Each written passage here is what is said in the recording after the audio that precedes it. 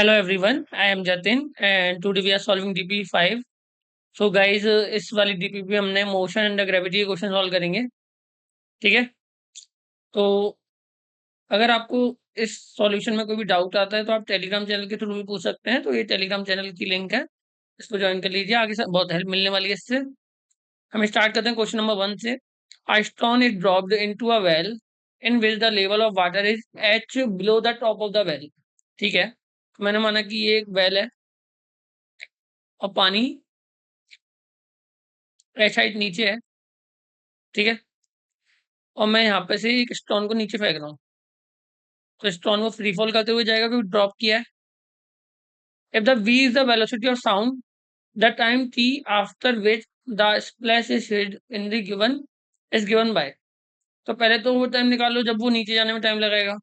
अगर h height है तो t इक्वल टू मान लेते हैं t of stone plus t of sound. ठीक है, तो पहला वाला तो स्टोन को नीचे जाने में कितना टाइम लगा वो बता रहा है, दूसरा वाला जो साउंड है उसको यहाँ तक आने में टाइम कितना लग रहा है वो बताएगा। तो जैसे ही वो नीचे गया, जैसे कि टी एच निकालना चाहें तो वो कैसे आएगा, अंडर रूट में 2h/v होगा, सॉरी 2h/g होगा। कैसे, वी नो दैट अगर एच हाइट की बात हो रही है तो H height will be equal to क्या होगा, हाफ जी टी स्क्वायर के फ्री फॉल मोशन के लिए। तो टी की वैल्यू क्या आएगी, 2h/g का अंडर रूट। ठीक है, तो और फिर आते साउंड। हमें को पता है कि साउंड की स्पीड इसने में गिवन है, साउंड की स्पीड है v।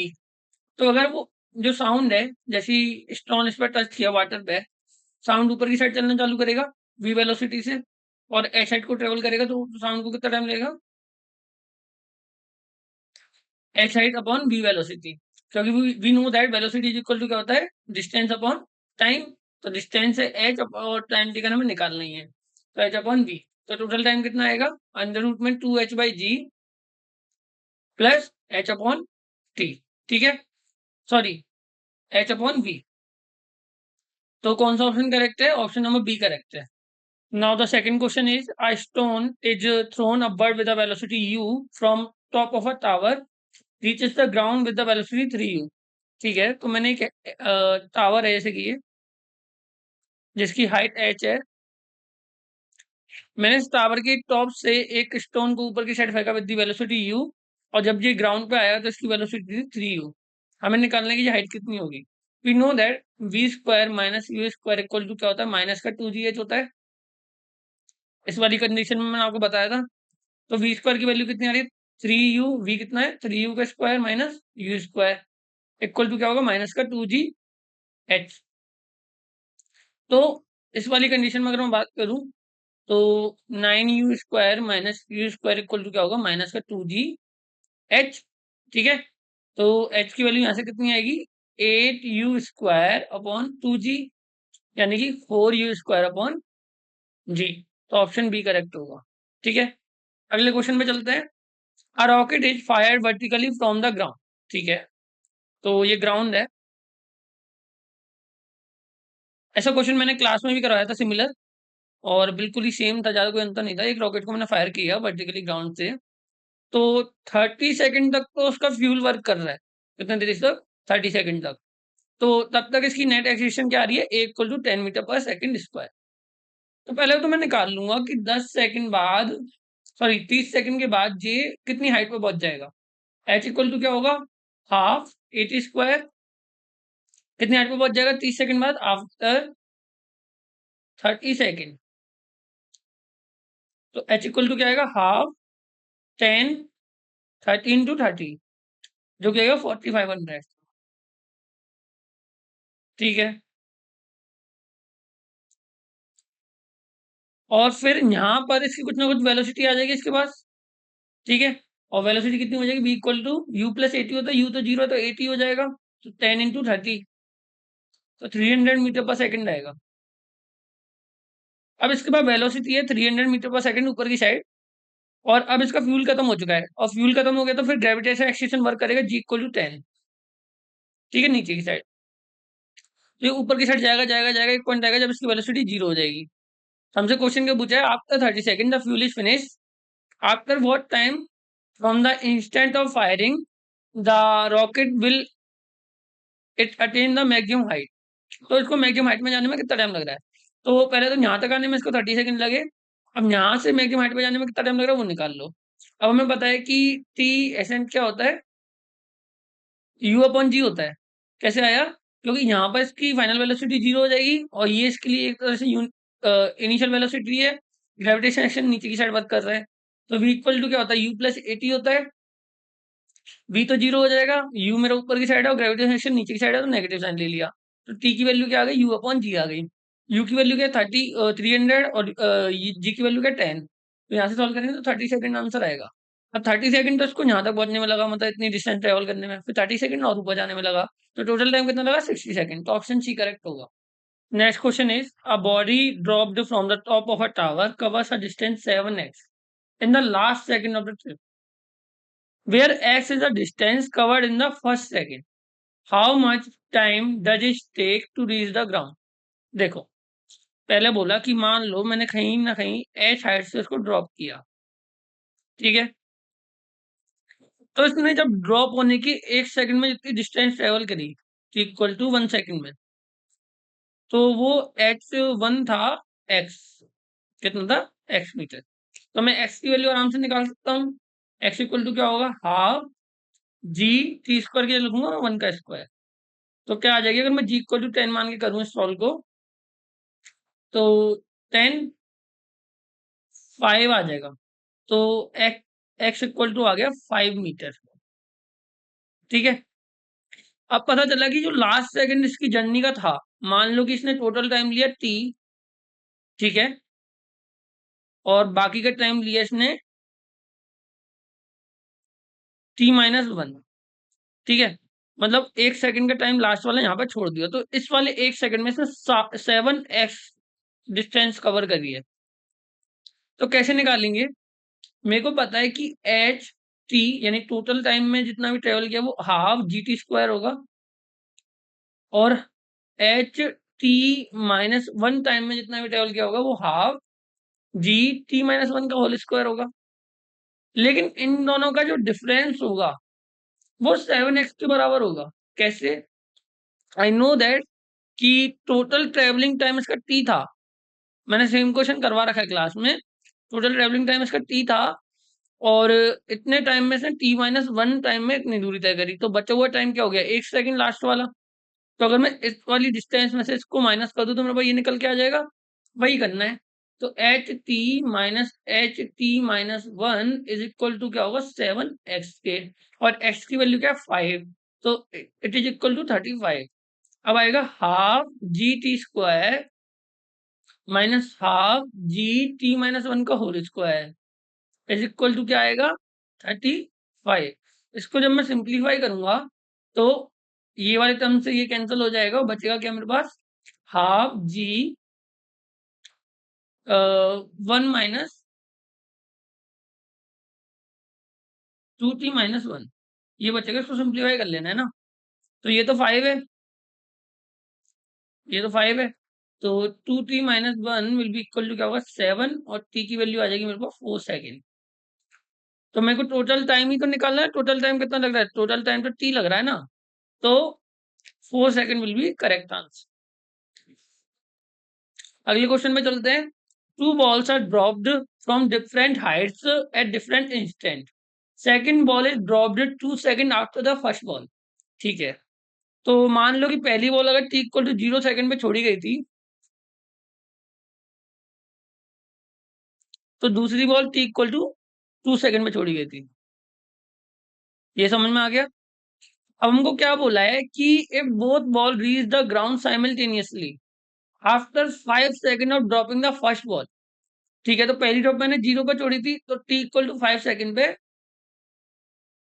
ये दोनों की दोनों बॉल एक साथ नीचे आ गई, ठीक है। बॉल 1 और बॉल 2 दोनों बॉल एक संग नीचे आ गई, तो हमें बताना है कि दोनों की हाइट में कितना डिफरेंस था इनिशियल लेवल पे। एक चीज बताओ कि अगर मैंने टी इक्वल टू 0 पे इसको छोड़ा है और ये टी इक्वल टू 5 पे नीचे आ रहा है, तो उसको टाइम टेकन डेल्टा टी कितना लिया, 5 सेकंड। ये हो गया पहली बॉल के लिए। अगर मैं टी इक्वल टू 2 सेकंड पे इसको छोड़ा है और टी इक्वल टू 5 पे नीचे आ रहा है, तो डेल्टा टी कितना हुआ, 3 सेकंड, यानी 3 सेकंड में नीचे आ रही है। क्योंकि दोनों के लिए फ्री फॉल ही हुआ है, तो H1 क्या होगा, हाफ जी टी स्क्वायर जिसमें हाफ जी 5 का स्क्वायर आएगा, जो कि होगा 125 मीटर। अगर मैं सॉरी जी 9.8 लेना है, तो थोड़ा सा चेंज आएगा आंसर में, मैंने 10 ले लिया। हाफ जी 3 का स्क्वायर लेना है, तो हो गया 5 का स्क्वायर, तो जो हो गया 25 डिवाइडेड बाय 25 g/2 लिख देते हैं अभी तो इसको। और s2 की वैल्यू क्या आएगी, हाफ जी टी स्क्वायर, और उसके लिए t2 की वैल्यू कितनी थी, 3 सेकंड थी, क्योंकि वो 3 सेकंड में नीचे आ रहा है। g और 3 का स्क्वायर, इसको सॉल्व करेंगे तो 9/2 g आएगा, और दोनों के हाइट का डिफरेंस करेंगे तो कितना आएगा, 25/2 g माइनस 9/2 g। तो सिंप्लीफाई करेंगे तो 8g आएगा, और जो g की वैल्यू होगी वो हमें 9.8 लेनी है, तो 9.8 इंटू 8, तो इसको सिंप्लीफाई करने में मेरा आंसर आएगा 78.4 मीटर। ठीक है, तो ऑप्शन बी करेक्ट है। The next question is drop of waterfall from the roof of a building of 18 metre height. ठीक है, तो मेरे को हाइट पता चल गई 18 मीटर। यहाँ से रेगुलर इंटरवल पे वाटर ड्रॉप आ रही है। ठीक है, मतलब दो ड्रॉप के बीच का जो टाइम है वो रेगुलर है। तो उसने ऐसा बोला है कि जब पहली ड्रॉप फर्स्ट ड्रॉप जो है वो ग्राउंड पे पहुंच रही है, तब फोर्थ ड्रॉप गिरना स्टार्ट हो रही है, ऐसा ही बोला है। When the first drop reaches the ground at the same instant fourth drop begins to fall। मतलब पता चला कि जैसे ही पहली बॉल जमीन को टच कर रही है, फोर्थ ड्रॉप जो है वो आना चालू कर रही है। मैंने बॉल बोल दिया, ड्रॉप है वो।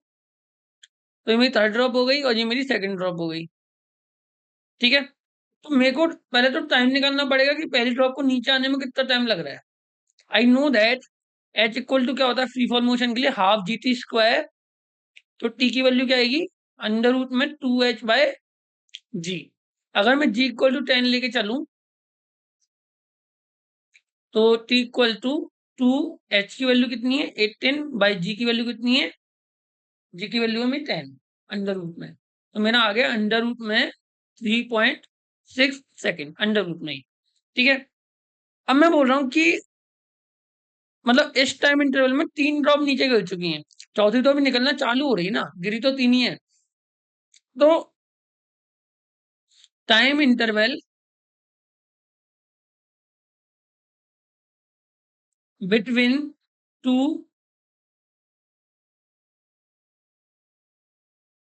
ड्रॉप्स कितना होगा, t/3 होगा। तो इसको अगर मैं सिंप्लीफाई करूंगा, मेरा आंसर आएगा अंडर रूट में 0.4। कैसे, क्योंकि जब 3.6 डिवाइडेड बाई 3 में कर रहा हूं, और ये 3 अगर अंदर जाएगा तो वो 9 बन जाएगा। ठीक है, तो इसको सिंप्लीफाई करने में क्या आएगा 0.4 सेकेंड। मतलब एक ड्रॉप और दूसरी ड्रॉप के बीच में जो टाइम इंटरवल है वो कितना है, 0.4 सेकेंड का है। तो इसने बोला है कि इतनी देर में सेकंड ड्रॉप और थर्ड ड्रॉप कितनी दूर पहुंच गई होंगी, क्योंकि ये टाइम इंटरवल कितना है, अगर मैं इसको टी नाम दे रहा हूँ, इस वाली चीज को टी नाम दे रहा हूँ, T1। तो ये T1 है, तो ये कितना होगा, ट्वाइस होगा इसका, 2T1 होगा। तो थर्ड ड्रॉप कितनी हाइट पे होगी वो निकालो, हाफ जी T1 स्क्वायर, जो कि कितना है हाफ जी 0.4 का स्क्वायर अगर करेंगे तो 0.4 इंटू 0.4 का स्क्वायर, जो कि आएगा 0.16 इंटू 10/2। ठीक है, और इसको सिंप्लीफाई करेंगे तो मेरा आंसर आएगा 1.6 divide by 2। I guess we have did some mistake. पहले हम निकाल लेते हैं कि हाफ इंटू 10 इंटू टी, तो 0.4 आ गया ना। ठीक है, तो 2 मीटर आएगा। और अगर मैं सेकंड ड्रॉप की बात करूँ तो उसने 2t टाइम लिया, इसका डबल टाइम लिया, तो हाफ इंटू 10 इंटू 2 इंटू 0.4 का ये टाइम है पूरा, इसका होल स्क्वायर। तो ये क्या हो जाएगा, इसका 4 टाइम्स हो जाएगा, तो 8 मीटर आएगा। तो ऑप्शन नंबर कौन सा करेक्ट होगा, 8 metre and 2 metre is correct answer, option C is correct. Same question करवा भी रखा है मैंने क्लास में, और अगर अभी भी समझ नहीं आता है तो आप टेलीग्राम ग्रुप पे पूछ सकते हैं, मैं समझा दूंगा। अगला क्वेश्चन है, a stone is dropped from a certain height which can reach the ground in 5 second. ठीक है, मैं एक हाइट से स्टोन को ड्रॉप कर रहा हूँ, तो वो हाइट कितनी होगी, h equal to half G T square. तो एच इक्वल टू कितना होगा, हाफ 10 5 का स्क्वायर, तो ये आएगा 125 मीटर। ठीक है, अब बोलता है कि हमने क्या किया, it is stopped at t equal to 3 second. मैं इसको फेंक रहा था और मैंने टी इक्वल टू 3 सेकेंड में इसको रोक लिया कहीं पे, फिर इसको मैंने वापस रिलीज किया। तो यहाँ से इसका वापस से नया फ्री फॉल मोशन स्टार्ट होगा। तो पहले तो ये पता करो कि इसने कितनी दूरी 3 सेकंड में तय कर ली। तो एच इक्वल टू क्या होगा, हाफ जी की वैल्यू 10 और 3 का स्क्वायर 9। तो 45 मीटर नीचे तो जा चुका है। कितना नीचे आ चुका है, 45 मीटर नीचे। और बचा कितना, और कितना बचा, 80 मीटर और बचा। तो अब 80 मीटर वापस से अगर यहाँ से फ्री फॉल मोशन स्टार्ट करें तो कितना टाइम लगेगा, 80 equal to half G T square. तो the total time taken by the stone to reach the ground, तो 3 सेकंड तो यहाँ लग गए। और ये वाला टाइम हम निकाल लेंगे इधर से, कितना आएगा, 18 into 2 डिवाइडेड बाय जी की वैल्यू 10 इज इक्वल टू क्या, टी स्क्वायर के। इसको सिंप्लीफाई करेंगे तो 16 आएगा, तो टी की वैल्यू आ जाएगी 4। ठीक है, तो ये हो गया 4। तो टोटल टाइम कितना हो गया, 4 और 3 का सम हो गया 7। ऑप्शन सी करेक्ट है। The next question is, with the with what speed should a body be thrown upwards so that the distance traversed in the 5th second and 6th second are equal। देखो, ये question थोड़ा सा conceptual है। अगर मैं किसी body को ऊपर फेंकता हूं तो उसकी वेलोसिटी क्या होगी, धीरे धीरे कम होती जाएगी। ठीक है, तो हर सेकंड के बाद उसके द्वारा जो तय की गई दूरी होगी, वो भी डिस्टेंस जितनी भी ट्रेवल्ड होगी वो कम होती जाएगी। ऐसा नहीं कि वो बढ़ती जाएगी, वो कम होती जाएगी। तो क्या होगा, ये दोनों इक्वल हो सकते हैं। ये दोनों तभी इक्वल हो सकते हैं जब ये डायरेक्शन चेंज कर रहा हो।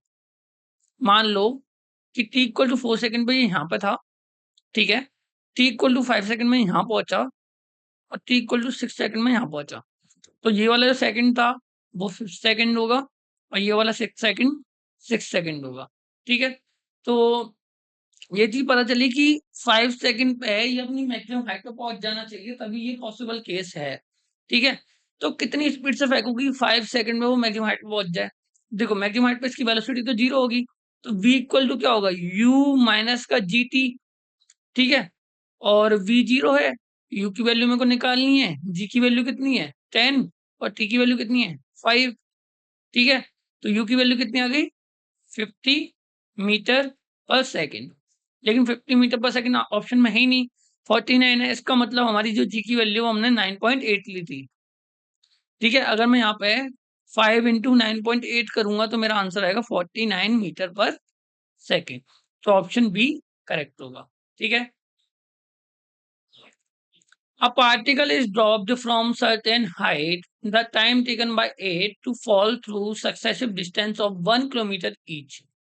ठीक है, तो देखो, माना कि मैंने किसी पार्टिकल को एच हाइट से नीचे ड्रॉप किया है। ठीक है, तो पहले 1 किलोमीटर डिस्टेंस ट्रेवल करने के लिए उसने टी टाइम लिया। बाकी दूसरा, इसके बाद जो इसने 1 और किलोमीटर तय किया, ये 1 किलोमीटर है, ये भी 1 किलोमीटर है। इसको ट्रेवल करने के लिए इसने टी टू टाइम लिया। फिर अगला जो टी 1 किलोमीटर इसने ट्रेवल किया, उसके लिए इसने टी थ्री टाइम लिया। तो हमें रिलेशन निकालना है टी वन, टी टू और टी थ्री में। देखो, फर्स्ट अगर टी वन के लिए मैं बात करूं तो मैं डायरेक्टली बोल सकता हूं कि एच इक्वल टू क्या होगा, हाफ जी टी स्क्वायर होगा। तो 1 किलोमीटर ट्रेवल करने के लिए तो टी स्क्वायर इक्वल टू क्या होगा, 2/g, क्योंकि एच की वैल्यू तो 1 है। तो टी की वैल्यू आ गई अंडर रूट में 2/g। ये आ गई पहले किलोमीटर के लिए। अब अगर मेरे को सेकंड किलोमीटर के लिए टाइम निकालना है तो मैं इसको टोटल 2 किलोमीटर ले सकता हूँ। तो अगर मैं इसको 2 किलोमीटर के लिए टाइम निकालना चाहता हूँ, हाफ जी टी टू स्क्वायर, तो मैं टी की वैल्यू क्या आ जाएगी, 4/g अंडर रूट में। तो टी टू की वैल्यू क्या आ गई, √4/g। अगर मैं कंपेयर करना चाहूँ तो ये क्या है, √2 ऑफ √2/g है।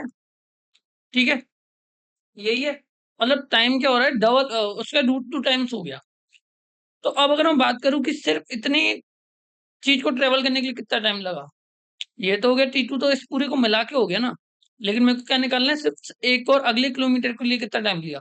तो अगर मैं इस वाले में से इसको माइनस कर दूंगा तो क्या मेरा आंसर आ जाएगा? हाँ, आ जाएगा। तो अगर मैं बात करूं कि T2 मेरा कितना होगा, T1 तो होगा मेरा क्या, √2/g, और T2 कितना होगा, √2 माइनस √1 ऑफ √2/g। समझ में आया कैसे किया?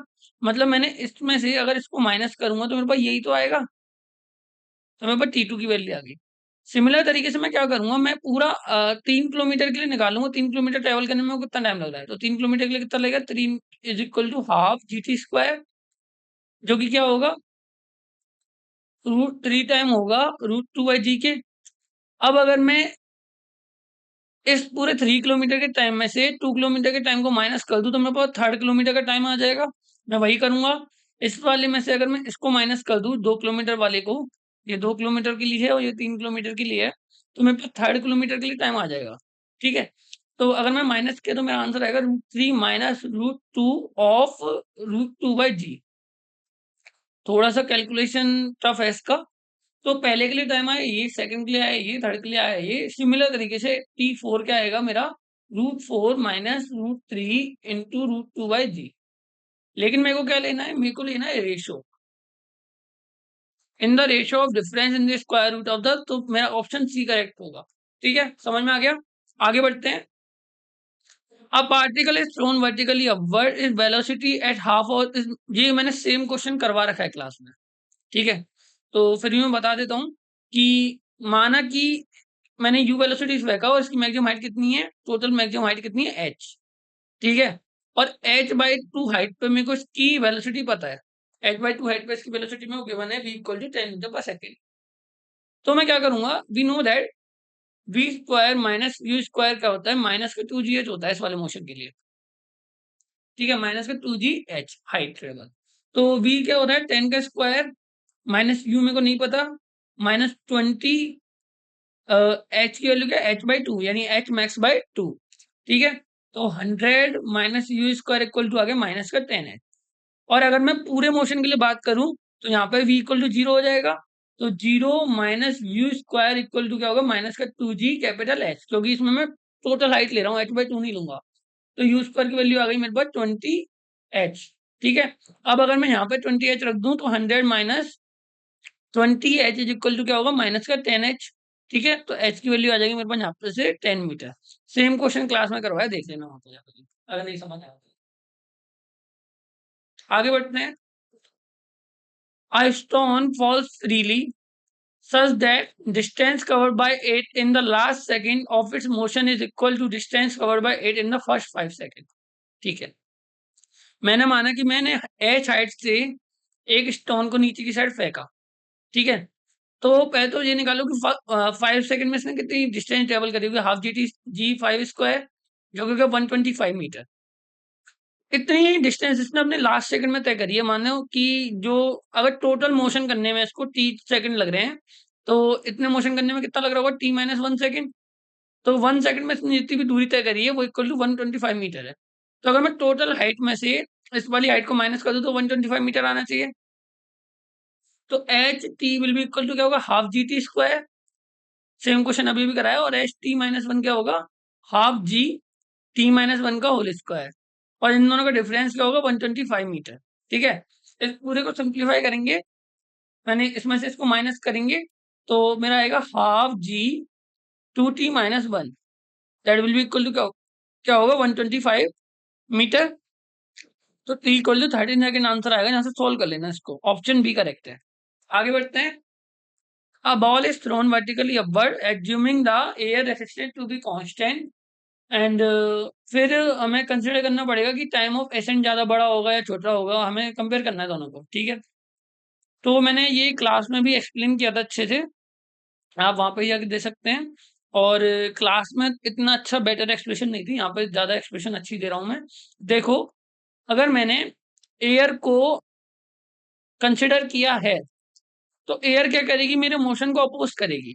तो जब भी मैं अपवर्ड जा रहा हूँगा, मतलब ऊपर की साइड जा रहा हूँगा, तो मेरा जो एयर होगा, एयर का एक्सेशन नीचे की साइड लगेगा, और जब मैं डाउनवर्ड जा रहा हूँ या नीचे की साइड जा रहा हूँगा, तो मेरा जो एयर होगा वो ऊपर की साइड लगेगा, ठीक है। लेकिन जो ग्रेविटेशन एक्शन होगा वो हमेशा नीचे की साइड ही लगेगा। तो मेरा जो नेट एक्सेशन होगा इस वाले केस में क्या होगा, ऐड हो जाएगा, जी प्लस ए हो जाएगा, वो भी डाउनवर्ड। और इस वाले केस में क्या होगा, जी माइनस ए हो जाएगा, डाउनवर्ड, ठीक है। यानी मैंने इसमें से उसको माइनस कर दिया, तो ये हो गया नेट एक्सेशन। अब देखो, अगर मैंने किसी वेलोसिटी यू से मैंने इसको ऊपर की साइड फेंका, ठीक है, इसने ऊपर जाने में कितना टाइम लिया होगा, अगर मैं निकालना चाहूँ, तो यहाँ पे तो वी जीरो होगा, तो वी इक्वल टू क्या होगा, you minus A net T, ठीक है। तो टी की वैल्यू क्या आ जाएगी, यू अपॉन जी प्लस ए आ गई। ये टाइम टेकन आ गया ऊपर जाने में, तो ये क्या होगा, टी ऑफ एशन। अब ये मेरे को पता करनी पड़ेगी ये हाइट कितनी होगी, तभी मैं डाउनवर्ड वाले टाइम को निकाल सकता हूँ।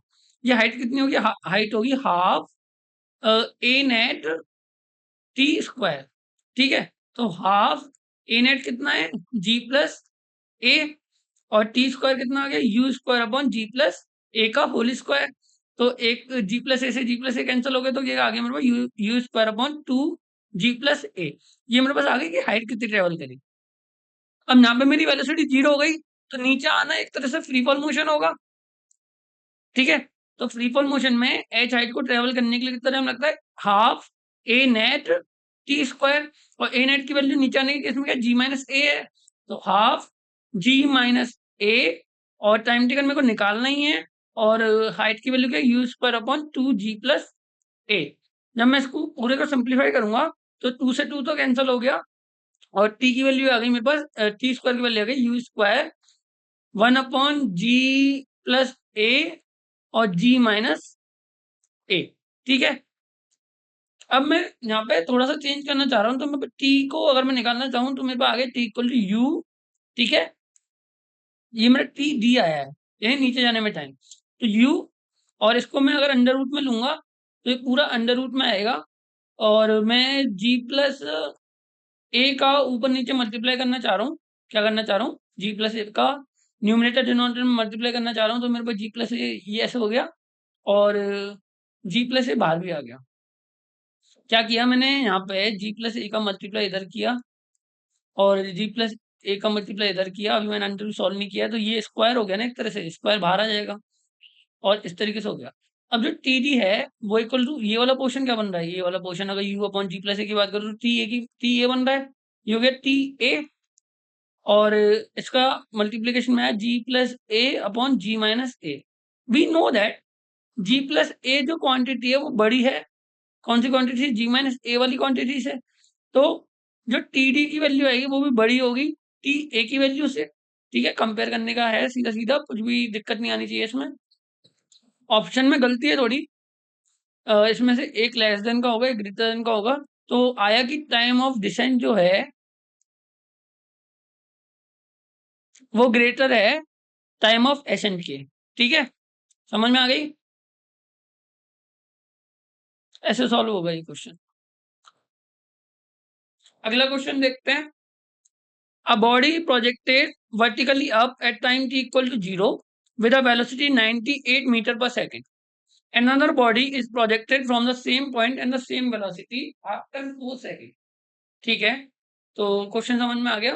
Both body will meet at time t, okay. तो मैंने क्या किया, मैंने एक बॉडी को ग्राउंड से वर्टिकली, या ग्राउंड से मान लेते हैं क्योंकि सेम पॉइंट लेना है हमें, ग्राउंड ही मान लेते हैं, 98 मीटर पर सेकंड पे ऊपर की साइड फेंका, ठीक है। तो ये पार्टिकल ऊपर जाएगा पहले, फिर नीचे आएगा, ठीक है। और फिर मैं 4 सेकंड के बाद दूसरे पार्टिकल को सेम पॉइंट से ऊपर फेंका, तो ये कहीं ना कहीं टकराएंगे, ठीक है, या फिर इसके नीचे आते वक्त ही टकराएंगे दूसरी वाली बॉल के। तो मैंने देखा कि जितनी हाइट इसने टोटल मैक्सिमम ट्रेवल करी होगी, कितनी, टी मैक्स, पहले तो वो निकाल लो, वो कितनी होगी, यू स्क्वायर अपॉन टू जी होगी। तो यू स्क्वायर कितना है, 98 इंटू 98, क्योंकि 98 की फॉर्म में आंसर दे रखा है मेरे को, तो मैं 2 इंटू 9.8 ले लूंगा, ठीक है। फिर 10 हो जाएगा, ये 5 हो जाएगा, तो मेरा जो सॉल्व का आंसर आएगा वो आएगा 490 मीटर। हाइट तो आ गई 490 मीटर, हाइट तक ही जाएगा। तो अब मैं टाइम टेकन भी निकाल सकता हूँ, टाइम टेकन कितना लगेगा, इसको ऊपर जाने में टाइम कितना लगेगा, तो इसको टाइम कितना लगेगा, t equal to u by g. U की वैल्यू कितनी है 98 अपॉन इसकी वैल्यू 9.8 ले रहे हैं, तो 10 सेकंड में ये अपने मैक्सिमम पॉइंट पे पहुंचेगी, टी इक्वल टू 10 सेकंड में। और मैंने टी इक्वल टू 4 सेकंड पे दूसरी बॉल को लॉन्च किया ऊपर की साइड, ठीक है। तो ये बॉल नीचे आ रही होगी और ये बॉल ऊपर जा रही होगी, कहीं ना कहीं ये टकराएंगे। तो एक चीज देखो, जब ये बॉल नीचे आ रही होगी, ठीक है, तो वैसे तो ऑप्शन एलिमिनेट हो गई, मेरा ऑप्शन डी करेक्ट आ गया, क्योंकि 10 सेकंड में ऊपर पहुंची। अब जो टाइम होगा वो 10 सेकंड के बाद का ही हो सकता है, 10 सेकंड के पहले का तो नहीं हो सकता, ठीक है। तो वो टाइम होगा टी इक्वल टू 10 सेकंड से टी इक्वल टू 14 सेकंड के बीच का। यानी इस बॉल की जो दूसरी बॉल भी है वो ऊपर कब तक जाएगी, टी इक्वल टू 14 सेकंड में दूसरी बॉल ऊपर पहुंचेगी अपने मैक्सिमम हाइट पे, अगर दूसरी बॉल से टकराई नहीं तो, ठीक है। तो ऑप्शन डी करेक्ट होगा वैसे तो, लेकिन फिर भी सॉल्व कर लेते हैं। तो देखो, जितने टाइम में ये ऊपर पहुंची और जितने टाइम में ये नीचे आई, इन दोनों की हाइट का जो सम होगा वो कितना होगा, वो होगा इक्वल टू 490 मीटर, ठीक है। तो मैं बोलता हूं कि एच इक्वल टू क्या होगा, u t minus half G T square, ठीक है। और दूसरे वाले के लिए होगा u t minus 4 minus half जी टी माइनस 4 का होल स्क्वायर। ये दोनों इक्वल होंगे हाइट में। हम इसको डायरेक्टली इससे भी कर सकते थे, ठीक है, डायरेक्टली इससे भी कर सकते थे। तो u t minus 4 is equal to होगा, सॉरी, माइनस हाफ जी टी माइनस 4 का whole square is equal to क्या होगा, u t minus half G T square. तो ये हो गया u t minus 4 u minus, अगर मैं इसको जी को यहाँ पे 10 मान लेता हूँ क्योंकि मेरे को रिलेशन ही बैठाना है, तो 5 t² plus 16 minus 8t is equal to u t minus 5t²। तो t² से t² वाला टर्म कैंसिल हो गया और ut से u वाला कैंसिल हो गया, ठीक है। तो यहाँ तो बचा मेरा 0 और इस वाली वैल्यू का आंसर आया 4 × 98, ठीक है। और ये आ गया मेरा माइनस का 80 और ये आ गया प्लस का 40t। इसको जब मैंने पूरे को सिंप्लीफाई किया तो मेरा आ गया t equal to 98 into 4 plus 80 divided by 40, ठीक है। अब इसको सिंप्लीफाई करना है तो ये आएगा मेरा ये हो गया 2 प्लस 9.8, तो ये आ रहा है 11.8 आ रहा है मेरा, ठीक है, 11.8 सेकेंड। तो वैसे क्या है, हमने यहाँ पे जी की वैल्यू क्या ले ली थी, यहाँ पे हमने जी की वैल्यू 10 ले ली थी, अगर मैं 9.8 लेता तो मेरा आंसर आता टी इक्वल टू 12 सेकेंड, ठीक है। तो t equal to 12 second is correct answer, option d correct है। So this is our last question and the bonus question, जो कि थोड़ा अच्छे लेवल का क्वेश्चन है। देखो इसमें थोड़ा सा अलग कॉन्सेप्ट लग रहा है। हमने क्या किया है, ball is released from the height h, ठीक है। When the ball hits the ground with the velocity v, it's bounce back with the v by root 2 velocity, ठीक है। What is the total distance cover by ball in its up down motion. देखो मैं क्या कर रहा हूं, मैंने माना मेरे पास एक बॉल है, ठीक है, और ये फिलहाल एक कितनी हाइट पे है, h हाइट पे है। ये बॉल नीचे की साइड आ रही है, ठीक है, यू इसका 0 था और ये नीचे की साइड आ रही है। ये बॉल यहाँ पे टकराई कितनी वेलोसिटी से, v वेलोसिटी। तो टकराने के बाद इसकी जो भी वेलोसिटी होगी वो v बाई रूट 2 हो जाएगी, ठीक है। अब अगर वेलोसिटी रूट बाई 2 हो गई तो जो हाइट होगी वो भी कम हो जाएगी बाउंस होके। तो मान लो इतने इतनी हाइट तय करी, फिर ये वापस नीचे आई किसने कैसी वेलोसिटी से। तो जितना हमने अब तक मोशन पढ़ा था उसके अकॉर्डिंग अब गोइंग वेलोसिटी जो भी होगी वही डाउनवर्ड वाली होगी, तो v बाई रूट 2 ही होगी यहाँ भी। अब ये वापस से अब जाएगी तो v बाई रूट 2 का भी रूट 2 हो जाएगा, तो v बाई 2 हो जाएगी। फिर ये ऊपर जाएगी, फिर इसकी वेलोसिटी पहले से कुछ कम हो जाएगी, ठीक है? सॉरी, तो हाइट भी कम हो जाएगी। अब जब वापस नीचे आएगी सेम वेलोसिटी तो v/2 से नीचे आएगी। फिर ये जब वापस ऊपर गई तो v/2√2 से ऊपर गई, फिर इसकी हाइट थोड़ी कम हो जाएगी। तो इसी तरीके से ये क्या करेगी, ऊपर जाएगी, फिर नीचे आएगी, फिर आधी हाइट में ऊपर जाएगी, फिर आधी हाइट नीचे आएगी, फिर और आधी होगी। तो ऐसे-ऐसे होता जाएगा। तो फाइनली हमें क्या करना है, हमें निकालना है कि ये टोटल डिस्टेंस में कितनी ट्रैवल करेगी। देखो, अगर मैंने h हाइट से इसको फेंका, ठीक है?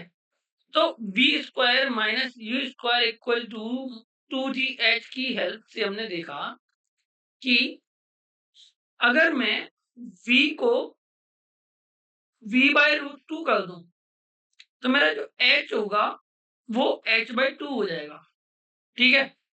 ये समझ आया कॉन्सेप्ट? पहला जो पहली इसने ऊपर से नीचे आने में h डिस्टेंस ट्रेवल करी, ठीक है? फिर दूसरे मूवमेंट में इसने h/2 हाइट तक गया क्योंकि जो वेलोसिटी है वो क्या हो रही है, √/2 हो रही है, तो हाइट कम हो जाएगी। तो ये वापस ऊपर गया, वापस नीचे आया।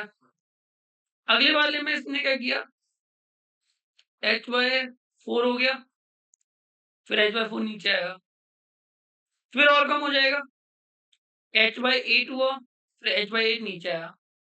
इसी तरीके से कम होता जाएगा जब तक ये बिल्कुल नेग्लिजिबल ना हो जाए। तो क्या हुआ, पहले s था, फिर ट्वाइस ऑफ h/2 था, ठीक है? फिर ट्वाइस ऑफ h/4 था, फिर ट्वाइस ऑफ h/8 था और इसी तरीके से एक इनफाइनाइट सीरीज चलती गई, ठीक है? तो मैंने अगर h कॉमन निकाल लिया तो मेरे को बचा h 1 प्लस 2 से 2 कैंसिल कर दूं तो ये 1 plus half plus 1/4 plus infinity तक जा रहा है। तो अगर मैं h 1 प्लस 1 प्लस हाफ इस वाली को मैं एक सीरीज बना दूं तो हाफ का स्क्वायर फिर हाफ का क्यूब ऐसे जा रहा होगा, ठीक है? समझ आई? तो h 1 प्लस इस पूरे को मैं इस मैथमेटिकल हिंट की वजह से चेंज कर सकता हूँ 1/a में। ये तब होता है जब ये इंफिनिटी तक जा रहा होता है, ठीक है? तो ये 1 माइनस 1/a हो जाएगा और a की वैल्यू यहाँ पे क्या है, हाफ है। तो अगर मैं 1/2 करूंगा तो मेरा आंसर आएगा h 1 प्लस 1/हाफ, ठीक है? तो 1 प्लस 2 ऑफ h हो जाएगा जो कि 3h होगा, ठीक है? थोड़ा सा टफ क्वेश्चन था पर अच्छा था, ऑप्शन बी करेक्ट होगा। थोड़ा मैथमेटिकल टर्म ज़्यादा यूज में हो रहे थे। For NEET student you can leave this question, लेकिन जेई वालों के लिए और जेई एडवांस वालों के लिए बहुत अच्छा क्वेश्चन है, ठीक है? ऑप्शन बी करेक्ट है। So thank you so much guys और इस टेलीग्राम चैनल को ज्वाइन कर लीजिए। Thank you.